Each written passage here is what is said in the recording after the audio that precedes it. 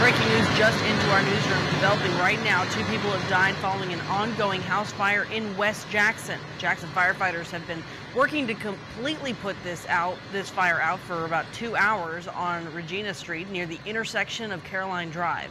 The 2 victims have not been identified. Division Chief of Fire Investigations Charles Felton tells 3 on Your Side that they first received the call around 10:30 this morning.